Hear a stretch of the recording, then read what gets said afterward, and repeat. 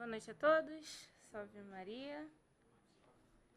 A quem está em casa aí também, que está acompanhando aí a nossa reflexão, também saúdo. Então, me pediram para fazer uma reflexão, aproveitando o tempo de quaresma, né? Eu estava pensando em fazer sobre um outro tema, né? Já que eu estava estudando sobre isso e aproveitar. Mas aí eu resolvi falar sobre outra coisa, com relação a virtudes. Uma coisa assim bem rápida. Mas não só virtudes com relação àquilo que a gente já conhece acerca de virtudes, né? Mas, sobretudo, naquilo que está, não diria que exposto, né? Mas que chama atenção na oração universal, que pouquíssimas pessoas conhecem essa oração universal, que é a oração universal geralmente atribuída ao Papa Clemente XI, que é uma oração que dá muita ênfase para a questão das virtudes, né? Não só daquilo que é a inclinação, né, para o mal, mas como também o remédio, né, da virtude aí direcionando aí para o bem. Aí vou vou citar a oração universal no final, para a gente rebuscar, né, na nossa memória a questão das virtudes, né? Eu estou me embasando pelo livro do Francisco Fauzi, A Conquista das Virtudes. Ele tem, eu acho que a introdução dele quanto às virtudes bem explicativa, por mais que seja bem breve. Mas ele divide as virtudes em duas vertentes. As virtudes... Na verdade, primeiro ele fala das virtudes que são a inclinação para o mal, assim, vamos assim dizer, né? Que são as virtudes vaidosas, que são subdivididas em virtudes vitrine e virtudes espelho, e os hábitos rotineiros, e também as inclinações temperamentais e as virtudes fogueira. Por que ele começa com esses tipos de virtudes, né? Porque pega-se muito naquilo que a gente acha que tá ok, tô fazendo aqui o que eu devo fazer, né? Mas não é o bastante, né? Ou então para aquelas práticas e hábitos que nos fazem, que a gente não percebe, né? Mas que nos fazem ter uma certa vanglória ou sobre nós mesmos, ou sobre aquilo que a gente está fazendo, né? Ou sobre alguma outra circunstância, mas para chamar atenção. Os hábitos, as inclinações temperamentais, né? Que são aquelas... Aqui ele explica que as inclinações temperamentais são as inclinações que já nascem conosco. E por nascerem conosco, não seriam bem essas virtudes que vão nos direcionar ao bem, né, maior que é Deus, né?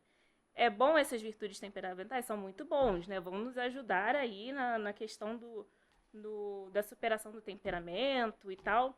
Mas Francisco Fauzi vai falar que não vai ser o suficiente. Não vai ser o suficiente, né? E ele fala até assim, fazem coisas boas porque eles saem sem esforço, porque corresponde ao seu natural, que já nasce com a pessoa, né? Porque eles são agradáveis e até os divertem. Quantas fachadas simpáticas têm essas características, né? Então, a inclinação temperamental da virtude, ela em vez de dar o impulso à pessoa, ela vai esconder aí várias outras questões que desvirtuam a pessoa se ela não tiver o temperamento bem trabalhado. E, por último, a questão fogueira, que é o oba-oba, vai e passa, né? É muito inconstante, é muito... Não dura, né? Por isso que é virtude de fogueira.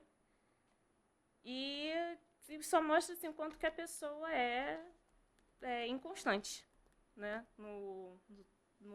na sua perseverança. E quanto às virtudes, aí já encaminhando para o caminho do bem, São Francisco Faus vai falar aqui algumas virtudes, algumas características das virtudes que são boas, né, para a questão humana, né? As virtudes são hábitos estáveis, né? Ou seja, elas são adquiridas com empenho e esforço constante, né? Ou seja, a pessoa precisa trabalhar aqui constantemente, todo dia, cada hora. Quando acontece essa situação, alguma situação mais constante, assim, por exemplo, da criança que chora o tempo todo em casa, né?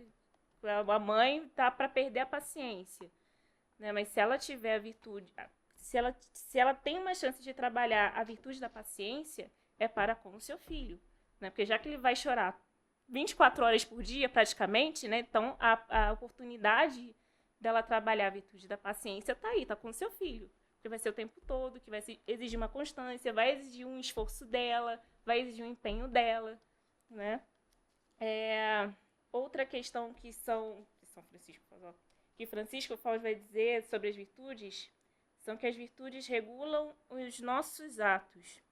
Porque se uma virtude se as nossas condutas são desreguladas, então são sem ordem, não tem sentido, são improvisadas e pouco racionais, né? Então, se as virtudes regulam os nossos atos, elas são o contrário disso, né? Elas vão ter uma ordem, vão ter um sentido, né? Elas vão ser bem pensadas e muito bem pensadas, né? Não vai ser nada feito de última hora, ou improvisado, ou feito de qualquer jeito, né? Já que a prática da virtude exige uma constância e um empenho, então eu preciso de uma ordem que me leve a esse sentido, né? E que tenha um caminho para que eu possa trabalhar em cima disso.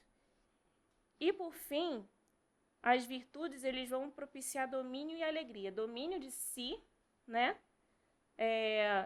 Inclusive na questão de vigiar, né, os nossos próprios atos, os nossos próprios hábitos também, e vai nos trazer alegria, né? Uma virtude bem trabalhada, ela nunca vai trazer tristeza ou trazer um certo peso, muito pelo contrário.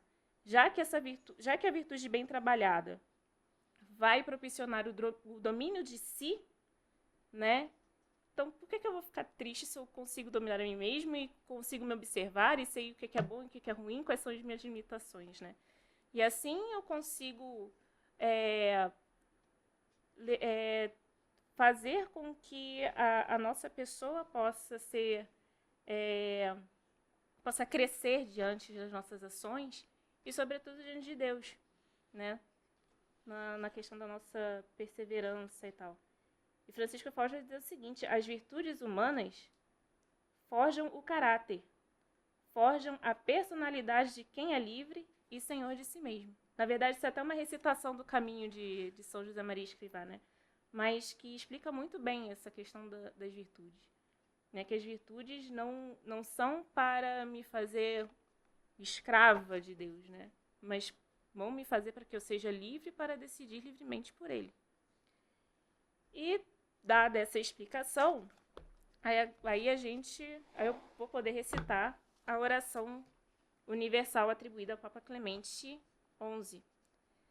Que aí na primeira parte ele começa reafirmando a crença em Nosso Senhor, né? Senhor, creio em vós, fazei que creia com mais firmeza. Espero em vós, fazei que espere com mais confiança. Em algumas traduções, esse fazer que espere com mais confiança, eles traduzem como esperança. Fazer que eu tenha mais esperança. Amo-vos, fazei que ame com mais ardor. Estou arrependido, avivai a minha dor. Para quem é melancólico, essa parte já é para fazer chorar, né? Porque assim, já que eu estou sentindo a dor, me faz ter mais dor ainda para que eu possa me arrepender verdadeiramente dos meus pecados e das minhas faltas. Adoro-vos como primeiro princípio, desejo-vos como último fim, exalto-vos como benfeitor perpétuo e invoco-vos como defensor propício. defensor propício, defensor contra as tentações. Dirigi-me com a vossa sabedoria, atai-me com a vossa justiça, consolai-me com a vossa clemência, protegei-me com o vosso poder. Ofereço-vos os meus pensamentos para que se dirijam a vós, minhas palavras para que falem de vós, minhas obras para que sejam vossas, minhas contrariedades para que as aceite por vós. Aqui é vigilância, né, de si mesmo, né? Quero o que quereis. Quero porque o quereis. Quero como o quereis. Quero enquanto o queirais. Para quem tem uma dificuldade com questão de orgulho, uma pessoa que é muito teimosa, esse trecho já é um leve tapinha na cara, né? Porque você está deixando para as mãos de Deus praticamente tudo, né? Senhor, peço-vos que ilumineis a minha mente, inflameis a minha vontade, limpeis o meu coração, santifiqueis a minha alma. Que me afaste das faltas passadas, rejeite as tentações futuras, corrija as más inclinações, pratique as virtudes necessárias. Concedei-me, Deus de bondade, amor por vós, ódio por mim, né? Não ódio por mim de se odiar a si mesmo, né? Mas o ódio de si é certo desprezo de si para que Deus venha prevalecer. Zelo pelo próximo, desprezo pelo mundano. Que saiba obedecer aos superiores, ajudar os inferiores, acolher os amigos, perdoar os inimigos. Para quem está tentando trabalhar a humildade, esse trecho é bom, hein? Esse trecho é muito bom. E aqui a gente já entra nas virtudes, né, propriamente ditas. Que vença a sensualidade com a mortificação, a avareza com a generosidade, a ira com a bondade, a tibieza com a piedade. Fazei-me prudente nos conselhos. Por que prudente nos conselhos, né? Tem que saber muito bem o que você está falando para a pessoa a quem você está aconselhando, porque você está aconselhando uma alma. Um conselho mal feito, alguma coisa não bem direcionada, olha a responsabilidade que você está tendo para com aquela alma. Então, fazer-me prudente nos conselhos, os conselhos que eu dou para as outras pessoas. E também os conselhos que a gente recebe também, né? Porque às vezes tem alguns conselhos que nos fazem duvidar realmente, né? Fazer-me prudente nos conselhos, constante nos perigos, constantes no sentido de atentos aos perigos. Paciente nas contrariedades, humilde na prosperidade. Fazei-me atento na oração, sóbrio na comida, perseverante no trabalho, firme nos propósitos. Que procure ter inocência interior, que é a inocência, né, de Adão e Eva, né, no paraíso, modéstia exterior, conversa exemplar, vida ordenada. Que lute por dominar a minha natureza, aí a gente já entra no domínio de si. Fomentar a graça, servir a vossa lei e obter a salvação. Que aprenda de vós como é pouco o terreno, como é grande o divino, como é breve o tempo, como é duradouro o eterno. Fazei-me preparar a morte, temer o juízo, evitar o inferno e alcançar o paraíso. Por Cristo Senhor nosso. Amém. É uma oração pequena, né? Mas extremamente forte. Extremamente forte. E para quem está querendo reforçar, trabalhar melhor a questão das virtudes, aproveitando o tempo aí da quaresma, essa oração universal chama atenção aí para vários pontos que, se a gente for parar para pensar, elas englobam jejum, oração, penitência. Pronto, tá tudo aqui. Quer trabalhar a virtude? Reze a oração universal, que você vai lembrando. Na quaresma, vai reforçar bem essa questão do jejum, oração e penitência, né? O que está explicado sóbrio na comida, vencer a sensualidade com a mortificação, estar mais próximos de Deus, né, no final das contas, né? Então, recomendo muitíssimo a recitarem a oração universal, né? Pelos motivos que já expliquei anteriormente, né? Pela questão das virtudes humanas, né? Mas também o quanto que ao mesmo tempo que essa oração é forte, ela também é muito simples, né? Então, ela nos coloca na posição de pessoas humanas diante de Deus, né? Então, isso que eu acho maravilhoso nessa oração universal, né? Então, a nossa reflexão de hoje é essa. Rezem a oração universal, né? Para quem estiver assistindo online, vou dar um jeito de disponibilizá-los aí, para vocês terem uma acessibilidade melhor. E eu acho que é isso. Viva Cristo Rei! Viva!